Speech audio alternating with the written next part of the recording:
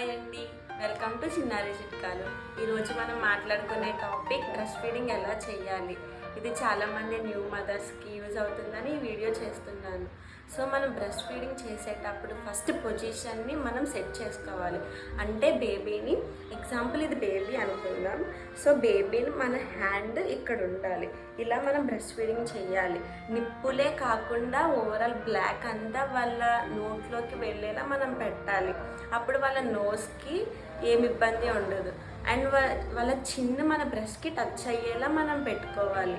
అప్పుడు వాళ్ళు కంఫర్ట్గా మిల్క్ తాగుతారు. అండ్ నెక్స్ట్ వచ్చేసి left side 15 minutes, right side 15 minutes మనం ఫీడ్ చేయాలి. ఒక సైడే ఫీడ్ చేస్తారు చాలామంది. దానివల్ల లెఫ్ట్ సైడ్ ఫీడ్ చేస్తే రైట్ సైడ్ బ్రెస్ట్ అనేది చాలా హార్డ్ అవుతుంది.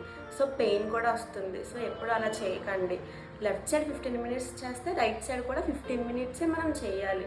ఎందుకంటే బ్రెస్ట్ అనేది హార్డ్ అవ్వదు. ఇది 0 to 3 months వరకు మనం బేబీస్కి ఇలానే చేయాలి. తర్వాత వాళ్ళు కొంచెం స్పీడ్గా మిల్క్ తాగుతారు కాబట్టి వాళ్ళకి కంప్లీట్గా పూర్తి అయ్యే వరకు మనం ఒక బ్రెస్ట్ దగ్గర ఉంచాలి.